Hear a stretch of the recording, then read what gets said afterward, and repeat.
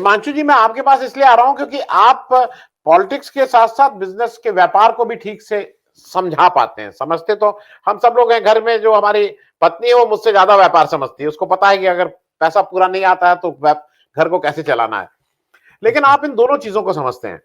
ये जो अभी पिछले 4-5 दिन से एकदम से फोकस चेंज होके वो गुजरात दंगे को, पीएम मोदी आतंकवाद को, ये सब जो उठाना शुरू हुआ है, ये क्या मतलब, ये क्या कोई मुद्दा नहीं रह जा रहा है और फिर से टाइम टेस्टेड वही हिंदू मुस्लिम, इंडिया पाकिस्तान, इस पे क्यों आना पड़ रहा है और इसको जस्टिफाई कैसे किया जा सकता है? जरा मैं आपसे ये भी समझना चाह रहा हूं हिमांशु जी।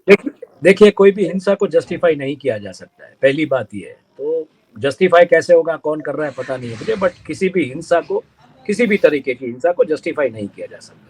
लेकिन अगर आपको याद हो तो आपके डिबेट पे ही मैंने बोला था कि जैसे जैसे चुनाव का आखिरी चरण आएगा और खास करके मध्य गुजरात और उत्तर गुजरात, जो कि पोलराइज कर सकते हो आप, और 2002 में आपने पोलराइज मध्य गुजरात और उत्तर गुजरात ही किया था। सौराष्ट्र कच्छ ऐसा इलाका है जहां पे पोलराइजेशन 2002 के टाइम पे भी नहीं हुआ था, मतलब उसकी इतनी असर नहीं थी, यहाँ पे दंगे नहीं हुए थे। कर्फ्यू की जो आप बात करें तो कर्फ्यू ज्यादातर अहमदाबाद, बड़ौदा, सूरत, इन जगहों पे हुआ करते थे।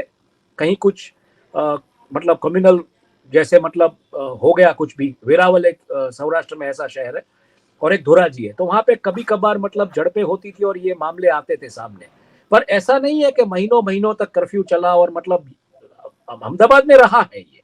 अहमदाबाद में खास करके जो मंडल कमीशन वाले दंगे हुए थे उसमें भी रहा था और ये सब होता था अहमदाबाद में। पर अगर आप सौराष्ट्र कच्छ की बात करें तो सौराष्ट्र कच्छ में ऐसे मामले नहीं आ रहे हैं। कच्छ भी मतलब एक बॉर्डर इलाका है, तो वहां पे भी मतलब लॉ एंड एनफोर्समेंट एजेंसीज हमेशा इतनी पावरफुल रही कि वो किसी भी तरीके से ऐसे मुद्दों को हवा नहीं देती है।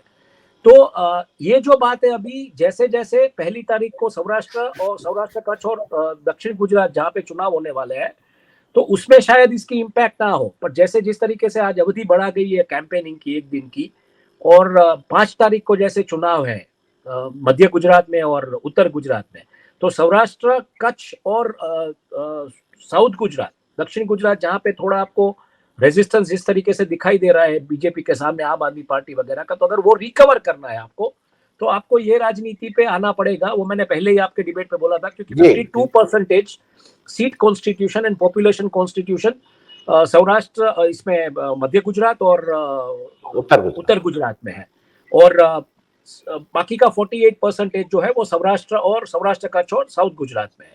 तो ये प्योरली राजनैतिक स्टेटमेंट है।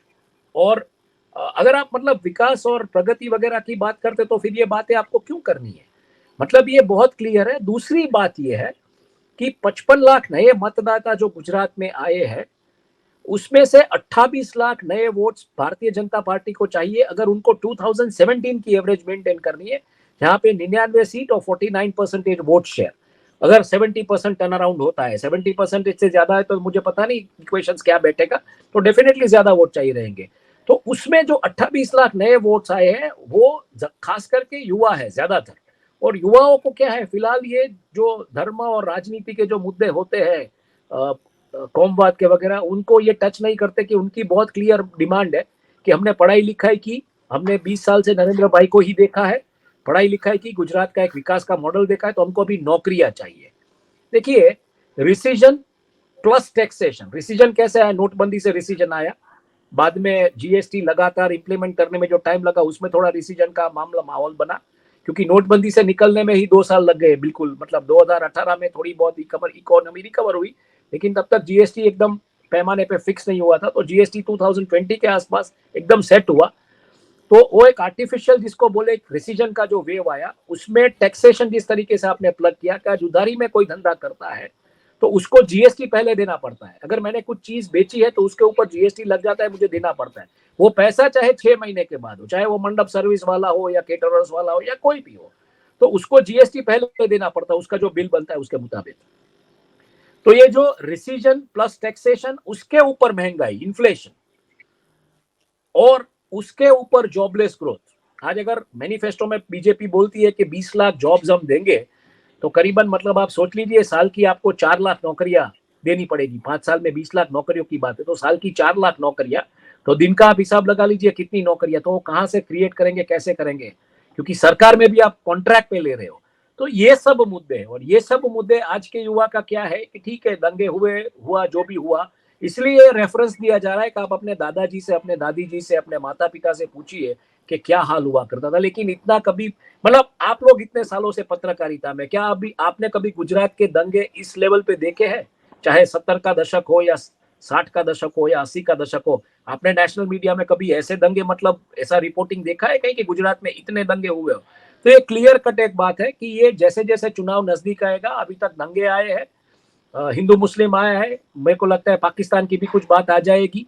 तो ये सब चीजें होती रहेगी, क्योंकि आपको सेंट्रल और नॉर्थ गुजरात, जो कि आप कम्युनली पोलराइज कर सकते हो, कि वहां पे मुस्लिमों की भी तादाद है, तो उस मुद्दे को लेके आप निकलेंगे और तब जाके कहीं, मतलब आपको लगता है कि आपको कुछ कुशन मिलेगा, अगर आपका डैमेज सौराष्ट्र का चौर साउथ गुजरात में हो रहा है। तो ये मैंने पहले ही आपके डिबेट पे बोला था, जब विक्टिम कार्ड प्ले करने की बात थी कि ये मुद्दे आएंगे, और ये भी आ चुके हैं। मैं आपसे ये पूछ रहा था कि ये जब इलेक्शन शुरू हुआ था तो बहुत से लोग ये कह रहे थे कि आम आदमी पार्टी है, AIMIM, ये सब भी टीम है, लेकिन अभी ऐसा लग रहा है कि आम आदमी पार्टी बीजेपी की स्ट्रैटेजी, जैसे अलग अलग स्ट्रैटेजी होती थी ना कि एक कोई इस ढंग से खेलता है, कोई ये उन्हीं की स्ट्रैटेजी में उनको कॉर्नर करने की कोशिश कर रही है। वो जैसे बिल्किस बानो को वो जानबूझ के वो बात नहीं कर रही, उसको लगता है कि नहीं, हिंदू वोट को हम अपने से अलग क्यों करें। कांग्रेस लार्जर इश्यूज की बात करने की कोशिश कर रही है, वो कहीं सावरकर की भी बात महाराष्ट्र में कर देती है, इत्यादि इत्यादि। मैं जो आपसे समझना चाह रहा हूं कि आम आदमी पार्टी का अभी भी क्लैरिटी नहीं हो रही, वोट तो मिल रहे हैं, लेकिन क्या गेम चेंजर हो पाएगी? आपको क्या लग रहा है एज ऑन डेट? देखिए, बहुत क्लियरली मैं आपको बताऊं, जिस तरीके से जमीन पे हालात है, मैंने आपके चैनल पे पिछले डिबेट्स में जमीन के हालात, आंकड़े सब दिया था, बराबर है? तो आज भी मैं बैंक कर रहा हूं जमीन के हालात पे। देखिए, कुछ हाइपर लोकल डेवलपमेंट्स होते हैं, वो ना नेशनल मीडिया में आते हैं, ना अंग्रेजी अखबार में आते हैं, ना हिंदी अखबारों में आते हैं, क्योंकि उनके रिपोर्टर्स ज्यादातर शहरों में होते हैं, वो गांव दराज, दूर दराज के गांव में नहीं जा सकते। अब आपको कुछ किस्से मैं समझाता हूँ, सुनाता हूँ, तो आपको समझ आ जाएगा कि क्या हो रहा है। थोड़े दिनों पहले कोड़ीनार में सभा हुई गुजरात के मुख्यमंत्री भूपेंद्र भाई पटेल की। अब गुजरात के मुख्यमंत्री की सभा तो ऑब्वियसली 9:30 बजे सुबह वो सभा थी। अब 9:30 बजे का वक्त कोड़ीनार के लिए कोई बहुत जल्दी वक्त नहीं है, क्योंकि ज्यादातर अभी क्या है कि तालुका लेवल के सिटीज में भी दुकानें 8, 8:30 बजे खुल जाती है। तो 9:30 वैसा वक्त था कि लोग जाके बैठ सके उस सभा में। 1000 की कुछ तादाद में कुर्सियां लगाई गई थी। आप कोई एक अनुमान लगा लीजिए कि कितने लोग आए होंगे उस सभा में 9:30 बजे, कोई एक अनुमान लगा लीजिए। कम से कम 2-3 हजार, कम से कम 1000 कुर्सियां लगी थी। 9:30 बजे सिर्फ 2 लोग उस सभा में सभा स्थल पे हाजिर थे, सिर्फ 2 लोग। सीएम सिक्योरिटी को लोग ने 2 बार रेकी की वहां पे, और वहां पे ANI के पत्रकार है जो सुरेश पारेख, जो इनको जाना पड़ता है सब जगह पे, क्योंकि ANI को कॉन्ट्रैक्ट मिला है सीएम का पूरा कवरेज देखने का और अरविंद केजरीवाल की सभाओं का कवरेज देखने का। तो वो वहां पे गए थे, उन्होंने बोला मुझे ये कि सिर्फ 2 लोग, हिमांशु भाई 9:30 बजे सीएम की सिक्योरिटी स्टाफ ने 2 बार रैकी की और बोला कि सीएम को बोला कि आप किसको संबोधन करेंगे, सिर्फ 2 लोग आए और कुछ पत्रकार है। तो फिर कुछ फोन वोन हुए और आखिर में कुछ लोग आना हुए, लेकिन सभा जब खत्म हुई तब सुरेश ने मुझे बोला, उसने गिनती की 171 लोग थे। 1000 कुर्सियां लगी थी, 171 लोग थे। ये वाकया कहीं पे आप रिपोर्टिंग इसकी देखेंगे नहीं, पहली बात। दूसरी बात, मैं 2 दिन पहले 24, 25 और 26 को द्वारका था, तो 23 तारीख को रात को वहां पे सतवारा समाज का एक फंक्शन हुआ। सतवारा कम्युनिटी जो है बहुत बड़ी कम्युनिटी है वहां पे, वोटर बैंक के तौर पे। पबूबा विरंबा माणेक द्वारका से करीबन 60 टर्म से 35 साल से MLA बनते आए हैं। तो वहां पे बीजेपी, मतलब पबूबा विरंबा माणेक की तरफ से सतवारा समाज के कम्युनिटी के लोगों को एक भोज रखा गया था, रात्रि भोज। रात्रि भोज में 150 लीटर जो दही का घोल होता है वो गया था, और उसमें से 110 लीटर वापस आया। ये मैं इसलिए आपको बता सकता हूँ कि जब मैं वहां दूध की थैली लेने के लिए खड़ा था तो वो घोल वापस आया था। तो मैंने बोला ये क्यों, क्या हुआ? मतलब बोले 150 लीटर गया था, 110 वापस आया। 1 लीटर में से कुछ 10 लोगों को छाछ बनती है, तो बोले 400 लोग ये आएंगे, 1500 लोगों का उनका एस्टिमेट था। अब गुरुवार रात को ही सतवारा कम्युनिटी का आम आदमी पार्टी का सम्मेलन था, जिसमें 1000 लीटर दही का घोल गया था। 10,000 लोग आने वाले थे, कुछ 7,500 8,000 लोग आए। तो ये धरातल की बातें हैं जो आपको कहीं रिपोर्टिंग में देखने को नहीं मिलती है। इलेक्ट्रॉनिक मीडिया में पूरा का पूरा मतलब प्रचार प्रसार जो है वो नरेंद्र मोदी जी की सभाओं का या अमित शाह जी की सभाओं का या योगी जी की सभाओं का या इनकी सभाओं का ही होता है, बाकी कोई कहीं पे कुछ है ही नहीं। तो ये चीजें आपको सुनने भी नहीं मिलती है, देखने भी नहीं मिलती है, पर धरातल पे अभी भी ये हालात है।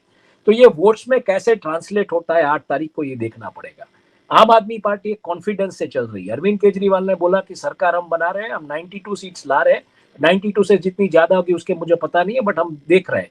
और एक चीज आपको समझनी पड़ेगी, नो डाउट अभी भी माहौल ऐसा है कि लास्ट मिनट पे जिस तरीके से बीजेपी ने कैंपेनिंग की, एग्रेसिव कारपेट बॉम्बिंग की है, मीडिया में जिस तरह से छाए हुए हैं, तो माहौल ये बन गया है कि 125 बीजेपी की आएगी। लेकिन आप अंडर करंट समझने की कोशिश कीजिए, ये जो मुद्दे मैंने आपको बताए कहीं न्यूज में नहीं आते, धरातल पे हाइपर लोकल डेवलपमेंट्स है, तो वहां से ये खबरें आ रही है।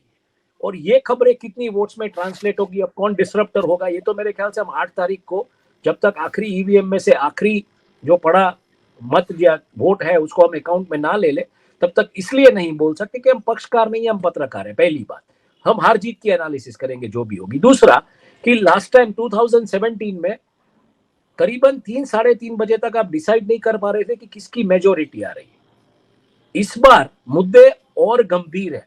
सब हर कोई जो दिल्ली से पत्रकार आते हैं हमसे यहाँ बात करते, बोले नहीं इस बार बीजेपी जीत लेगी 125। दिल्ली के पत्रकार भी 125 बोल रहे हैं, और वही रीजन आ रहा है कि पाटीदार का फैक्टर नहीं है। बट पाटीदार के फैक्टर्स के अलावा आप देखिए recession plus taxation plus inflation plus jobless growth. अब बंदा खाएगा कुछ काम करेगा या मतलब इसी में उलझा रहेगा हिंदू मुस्लिम में और इन सब चीजों में। तो ये मुद्दे हैं। तो नागरिक के तौर पे अब गुजरात के नागरिक कैसे वोट करते हैं ये देखना पड़ेगा मेरे ख्याल से। तो तब जाके हमको पता चलेगा कि आम आदमी के दावे कितने सही साबित हुए, कांग्रेस के दावे कितने सही साबित हुए, और बीजेपी ने लास्ट मिनट पे कोई खेल खेल लिया या नहीं खेल लिया। क्योंकि ये लास्ट मिनट तक क्या होता है इसमें कहना मुश्किल है। जैसे उत्तर प्रदेश में 14% Brahmins, elite intelligent intellectual class of voters, वो बिल्कुल जा रहे थे अखिलेश यादव के साथ। लेकिन जब उनको पता चला, क्योंकि उनको योगी की जो एरोगेंस है उससे समस्या थी, तो जब उनको पता चला कि ये अखिलेश यादव शायद योगी से भी ज्यादा एरोगेंट हो सकते हैं, तो लास्ट मिनट में खेल बदल गया और 100-200 मतों से कई सीटों पे हार जीत हुई। तो ऐसा सब कुछ हो सकता है चुनाव में, राजनीति में ऐसी सब संभावना है। किस तरीके से अब मतलब बातें आती है स्टेज पे से, लोगों को लगता है कि अभी भी एरोगेंस है, झुका हुआ है, नहीं झुका हुआ है, यही बातें हैं, कुछ जॉब्स की बात हो रही है, नहीं हो रही है, ये सब मुद्दे भी देखने पड़ेंगे। तो I think we'll have to wait and watch. 1 तारीख को जो पहला 2 फेज है उसमें क्या रिजल्ट आता है, और उसको ये देखिए 2 फेजेस में चुनाव इसीलिए है क्योंकि आपने 89 सीट्स पहले फेज में और 92 सीट्स दूसरे फेज में। तो क्लियर बात है, ये चीज ऐसी है कि अगर आपका यहाँ पे कुछ मतलब ऊपर नीचे होता है, क्योंकि आपको पता चल जाता है, इतने सालों से राजनीति में जो लोग होते हैं उनको वोटर टर्नआउट से पता चल जाता है कि कहाँ किस तरफ जा रहा है। तो आपको एग्रेसिव पोलराइजेशन मैं सोच रहा हूं कि देखने को मिलेगा आने वाले दिनों में। 5 तारीख को जब दूसरा फेज का चुनाव होगा उस समय के दरमियान। तो वेट एंड वॉच, पर कौन डिसरप्टर है, कितना सीट तोड़ेगा, क्या करेगा, मेरे ख्याल से 8 तारीख को हम बता पाएंगे। जी हिमांशु जी, हालांकि आप पहले भी इसका जवाब एक बार दे चुके हैं, लेकिन मैं फिर से पूछ रहा हूं आपसे, अगर वोट परसेंटेज कम पड़ता है तो आपके हिसाब से, अगर मान लीजिए पिछले बार से 5% कम या 5% ज्यादा, दोनों सूरतों में आपको क्या लगता है, आपके एनालिसिस के हिसाब से, कि ये एडवांटेज बीजेपी है या डिसएडवांटेज बीजेपी है, दोनों उसमें? देखिए आंकड़ों की अगर हम बात करें तो पिछले 2017 में 4 करोड़ 35 लाख मतदाता थे, उसमें से 69-70% मतदाता पोलिंग बूथ तक गए, तो करीबन 3 करोड़ वोटर्स ने अपना फ्रेंचाइज कास्ट किया। उसमें से बीजेपी को 1 करोड़ 47 लाख वोट्स और कांग्रेस को 1 करोड़ 23 लाख लोग वोट्स, आंकड़ा मिला लीजिए, दोनों के बीच का डिफरेंस 24 लाख वोट्स का 8% का वोट डिफरेंस है वोटिंग शेयर में। और दोनों का आंकड़ा अगर मिला गया तो 2 करोड़ 70 लाख वोट्स होते हैं, बाकी के 30 लाख वोट अपक्ष विपक्ष इन सब अदर्स को सब गए। तो 10% वोट्स गए अपक्ष विपक्ष को, 41% गया कांग्रेस को और 49% बीजेपी को गया। अब यही संज्ञान ले लीजिए 2017 वाला, अगर 99 सीट्स 50% टर्न अराउंड, तो इस बार 4 करोड़ 90 लाख मतदाता है। तो उस 4 करोड़ 90 लाख मतदाता में से अगर मान लीजिए कि 70% टर्न अराउंड होता है तो 3.5 करोड़ लोग पोलिंग बूथ चक जाएंगे। हालांकि टर्न अराउंड ज्यादा होने की संभावना है। तो ऐसे मामले में अगर ऐसा मतलब होता है तो उस तरीके से करीबन बीजेपी को उसी रेशियो में 49% वाले रेशियो में पावर में रहने के लिए विद 99 सीट्स 1,75,00,000 वोट्स चाहिए, जो कि 2017 के मुकाबले 147 जो था उसके मुकाबले 28 लाख वोट ज्यादा है। और जब 28 लाख वोट्स ज्यादा हो तो वो 55 लाख वोट्स जो नए ऐड हुए हैं 435 से 490, उसमें से 50% वोट शेयर है, तो वो आपको चाहिए। दूसरा, बीजेपी की कमिटेड वोट बैंक है, जैसे सीआर पाटिल बोलते हैं कि हमारी कमिटेड वोट बैंक है 1.25 करोड़ हमारे कार्यकर्ता है। अगर मैं 1.25 करोड़ कार्यकर्ता के कमिटेड वोट्स निकाल लेता हूं, बाकी किसी ने वोट नहीं किया, सोच लीजिए, तो भी बीजेपी 36% श्योर शॉट वोट्स पे बैठी है। अगर वो टूटता है, उसमें कुछ सेंध आती है, तो मेरे ख्याल से पूरा एक मतलब डिसरप्शन आएगा। और उस तरीके से भी अगर कहीं कुछ कम हुआ, मान लीजिए कि 147 का 147 ही रहा, तो 28 लाख वोट जो आपको चाहिए 3.5 में से, तो उसके मुताबिक भी आपका करीबन 7 या 8% डेंट आएगा। लेकिन एक विशेषज्ञ है, आई मीन एक सेफोलॉजी का जो काम अपने शौक से करते हैं, नॉर्थ गुजरात में बैठते हैं, सर्वेंद्र सिंह चौहान करके, उन्होंने मुझे बोला था कि मुझे लग रहा है कि इस बार बीजेपी को जो लास्ट टाइम वोट्स मिले थे उसकी मतलब उन्होंने जिस तरीके से गणित बिठाया उसमें भी बोले वोट की संख्या कम हो सकती है, पर पावर में आने के लिए बीजेपी को 1.4 करोड़ वोट्स चाहिए। तो 1.25 उसके पास कमिटेड है, 1.4 बाकी के 15 लाख फ्लोटिंग वोट्स के लिए ही लड़ाई है, और ये कैसे आएगा यही देखना है मेरे ख्याल से। तो ये मेरा जवाब, आई थिंक जिस तरीके से आपने पूछा, 30% कमिटेड वोट और 4% ज्यादा लेके आते हैं तो पावर में आ सकते हैं, बट वो ऐसी बात हो जाएगी फिर यूपी वाली 100-200 मतों से जो हार जीत हुई वही बात हो जाएगी।